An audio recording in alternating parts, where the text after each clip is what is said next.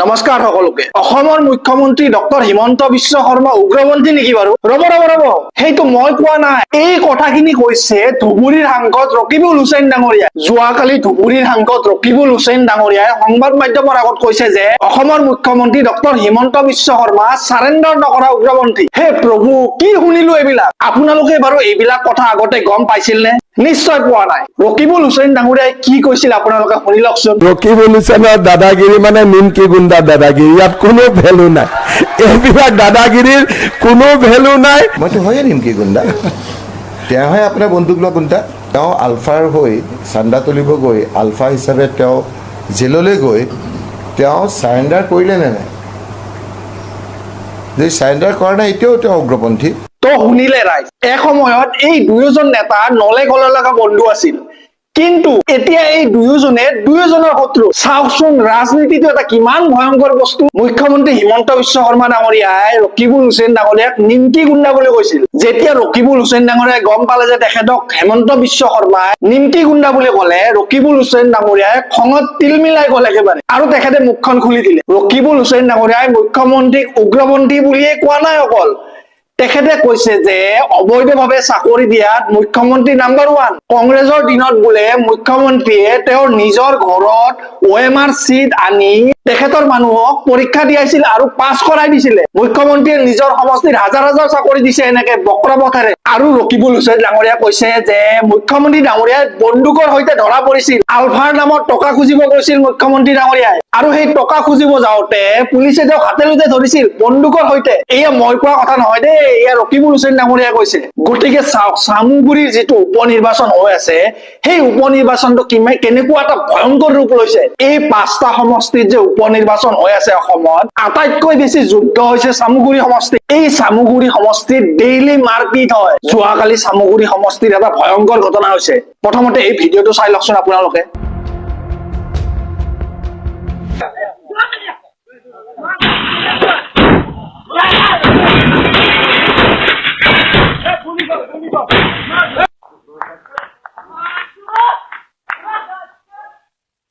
তো চালে ৰাইজ, যোৱাকালি কেইজনমান লোকে মুখত এনেকে কাপোৰ বান্ধি কংগ্ৰেছ নেতা এজনৰ ঘৰত আক্ৰমণ কৰিছিল। এই লোকসকলে হঠাৎ সেই ঘৰটোত সোমাই আহি এই কংগ্ৰেছ নেতাজনৰ যি গাড়ী আছিল, এই খিৰিকী আছিল, এই গোটেইসমূহ ভাঙি লণ্ডভণ্ড কৰি দিছে। মানে চাওক, চামুগুৰি সমষ্টিত নিৰ্বাচনটো এটা কেনেকুৱা ভয়ংকৰ ৰূপ লৈছে। মইতো কম যে ৰকিবুল হুছেইন ডাঙৰীয়া আৰু মুখ্যমন্ত্ৰী ডাঙৰীয়াই আৰু মুখ খোলক। তেখেতসকলৰ যিমান টপ চিক্ৰেট কথা আছে ৰাইজৰ আগত কৈ দিয়ে সকলোকে। কাৰণ দুয়োজনে নলে গলে লগা বন্ধু আছিল এটা সময়ত, দুয়োজনে একেখন গাড়ীতে ঘূৰিছিল এটা সময়ত, আৰু এতিয়া দল বেলেগ বেলেগ হৈ যোৱা কাৰণে তেখেতসকলে ইজনে সিজনৰ লগত কাজিয়া আৰম্ভ কৰিছে, আৰু লাহে লাহে এই টপ চিক্ৰেট কথাবিলাক ওলাই আছে দুইজনৰ মুখেৰে।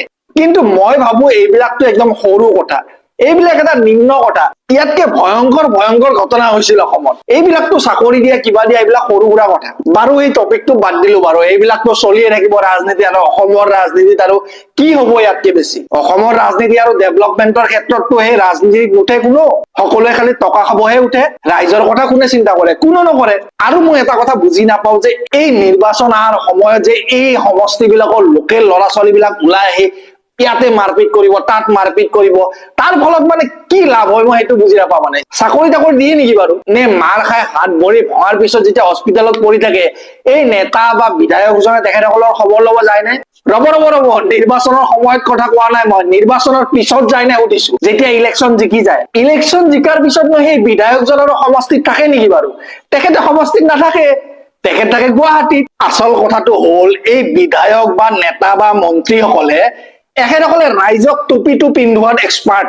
আমি অভিনেতা বুলি ছালমান খান, শ্বাহৰুখ খান বা অক্ষয় কুমাৰক এনেই কৈ থাকো মানে ভাল অভিনয় কৰে বুলি, কিন্তু আমাৰ এই নেতা মন্ত্ৰী বিধায়কসকলেহে আচল অভিনয় কৰাত নাম্বাৰ 1। এই আইফা এৱাৰ্ড বা অস্কাৰ সমূহ যে দিয়ে এই অভিনেতাসকলক, মইতো কম এই আইফা এৱাৰ্ড বা অস্কাৰ সমূহ এই নেতা মন্ত্ৰী বিধায়কসকলকহে দিব লাগে। তেখেতসকলে অভিনয় কৰাত নাম্বাৰ 1। যেতিয়া ইলেকশ্যনৰ সময় আহে তেখেতসকলে ৰাইজক বিভিন্ন ধৰণৰ প্ৰতিশ্ৰুতি দিয়ে যে ৰাইজ, মই ৰাস্তাটো 1 মাহৰ ভিতৰতে বনাই দিম, মোক ভোটটো দি দিব আপোনালোকে, যে মই দলংখন 2 মাহৰ ভিতৰতে বনাই দিম, আপোনালোকে চিন্তা কৰিব নালাগে। কিন্তু সেই 1 মাহ বা 2 মাহ পাৰ হৈ 5 বছৰ সম্পূৰ্ণ হৈ যায়, তথাপিতো কিন্তু সেই ৰাস্তা বা দলংখন নহয়। কিয়?